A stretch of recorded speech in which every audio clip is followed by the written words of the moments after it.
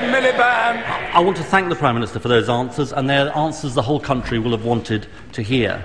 Can I also ask him to clear up one specific issue? It has now been confirmed that his Chief of Staff and his Director of Strategy were given specific information before the general election by the Guardian newspaper. The information showed that while he was editing the News of the World, Andy Coulson had hired Jonathan Rees, a man jailed for 7 years for a criminal conspiracy, and who made payments to police on behalf of the News of the World. Can the Prime Minister tell us what happened to that significant information that was given to his Chief of Staff? I'd like to answer this, if I may, Mr. Speaker, in full, and I do need to give a very full answer. First of all these questions relate to the fact that I hired a tabloid editor. I did so on the basis of assurances that he gave me that he did not know about the phone hacking and he was not involved in criminality. He gave those self-same assurances to the police, to a select committee of this House, and under oath to a court of law. If it turns out he lied, it won't just be that he shouldn't have been in government, it will be that he should be prosecuted. But I do believe, Mr. Speaker, we must stick to the principle that you are innocent until proven guilty. Now, let me deal directly about the information given to my office by figures from the Guardian newspaper in February last year. First of all, this information was not passed on to me, but let me be clear. This was not some secret stash of information. Almost all of it was published in The Guardian in February 2010, at the same time my office was approached. It contained no allegations directly linking Andy Coulson to illegal behaviour. It didn't shed any further light on the issue of phone hacking, so it wasn't drawn to my attention by my office. And what's more, Mr. Speaker, let me just make this point. I met the editor of The Guardian the very next month, and he didn't raise it with me once. I met him a year later. He didn't raise it then either. Indeed, I would ask, if this information is so significant, why have I not been asked one question about it at a press conference or in this House? The reason why, Mr. Speaker, it didn't add anything to the assurances that I was given. But let me say once more, if I was lied to, if the police were lied to, if the Select Committee was lied to, it would be a matter of deep regret and a matter for a criminal prosecution.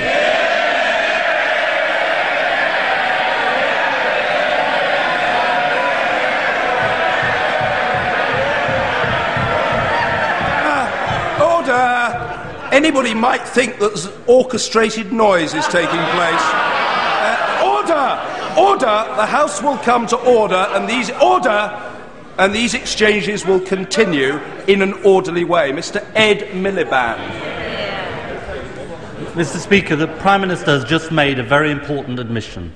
He has admitted that his Chief of Staff was given information before the general election that Andy Coulson had hired a man jailed for 7 years for a criminal conspiracy who made payments to the police on behalf of the News of the World. This evidence casts serious doubt on Mr. Coulson's assurances that the phone hacking over which he resigned was an isolated example of illegal activity. The Prime Minister says his Chief of Staff did not pass on this very serious information. Can he now tell us what information he proposes to take against his Chief of Staff? I have given, I think, the fullest possible answer I could to the right honourable gentleman. And let me just say this. He can stand there and ask questions about Andy Coulson. I can stand here and ask questions about Tom Baldwin.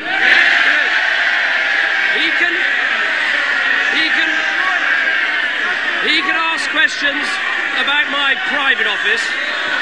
I can ask questions about Damien McBride. But do you know what, Mr. Speaker?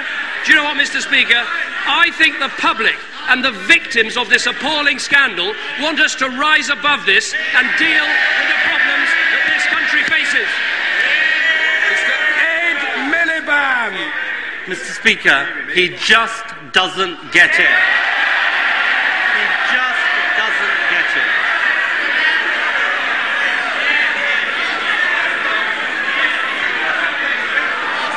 I say this to the Prime Minister. He was warned by the Deputy Prime Minister about hiring Andy Coulson. He was warned by Lord Ashdown about hiring Andy Coulson. He has now admitted in the House of Commons today that his Chief of Staff was given complete evidence which contradicted Andy Coulson's previous accounts. The Prime Minister must now publish the fullest account of all the information that was provided and what he did and why those warnings went unheeded. And he should do most of all, he should apologise for the catastrophic error of judgment he made in hiring Andy Coulson. I'm afraid, Mr. Speaker, the person who is not getting it is now the Leader of the Opposition.